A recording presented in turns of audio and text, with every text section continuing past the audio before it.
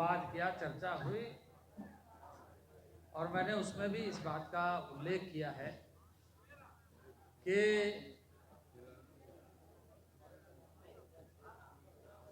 देश अमृत महोत्सव मनाते हुए आज़ादी का अमृत महोत्सव यानी 75 वर्ष मनाने का एक यात्रा प्रारंभ किया और उस यात्रा के क्रम में मूल उद्देश्य था कि देश संवैधानिक व्यवस्था के साथ आगे बढ़ते हुए परम वैभव की ओर पहुंचे। और 26 नवंबर से एक नई परंपरा प्रारंभ की गई इस अवसर पर कि संविधान दिवस के रूप में देशवासियों को अवगत कराते हुए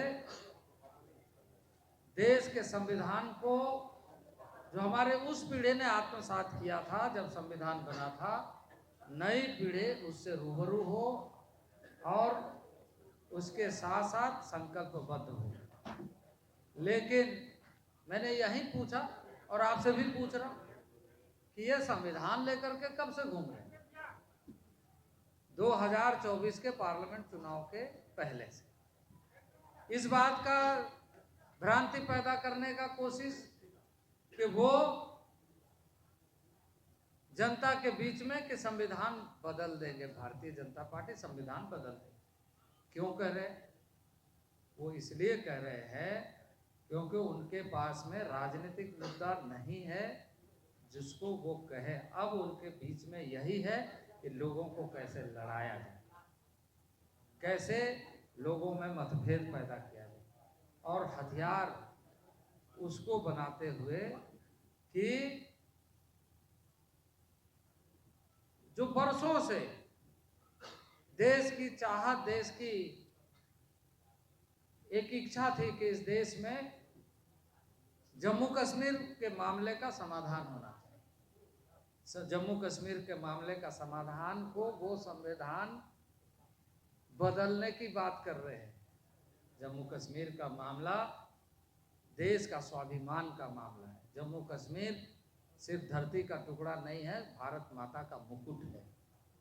और भारत माता का मुकुट बरकरार रहे, ये भारत का एक बेटा, भारत का जन जन ये जरूर चाहता है।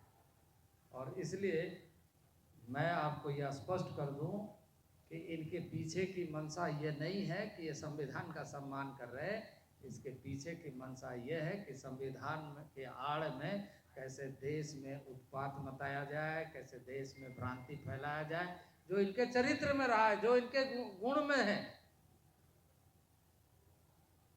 क्योंकि इनके पॉजिटिव एनर्जी से देश नहीं चला चाहते, ये नेगेटिव एनर्जी से देश को चलाना चाहते। और देश के अंदर देश के तमाम जनों को आंतरिक शक्ति को बढ़ाने की बात करने के बजाय आंतरिक शक्ति को घटाने की बात करते हैं। और इसलिए विदेशों में भी इस देश की आलोचना करते हैं। विदेशों में भी अपने देश की साख कैसे गिरे इसी की बात करते हैं। ऐसे लोग देश के भविष्य के बारे में सोच नहीं सकते। जो अपनी माँ का बदनामी करने की बात करे वो भविष्य का निर्माण कैसे कर सकता है? और भारत तो हमारी माँ है। भारत हमारी सिर्फ एक मिट्टी का टुकड़ा के रूप में नहीं, एक भौगोलिक क्षेत्रफल के रूप में नहीं, बल्कि जीवंत है। और इसलिए आज मैं इस बात का उल्लेख जरूर करूँगा कि दुनिया के लोग आज प्रयाग में आकर के उस अविरल धारा का एक आध्यात्मिक ज्ञान प्राप्त करना चाहते, जैसे उनके मुल्क में भी, उनके देश में भी उस तरह का संस्कार जन्म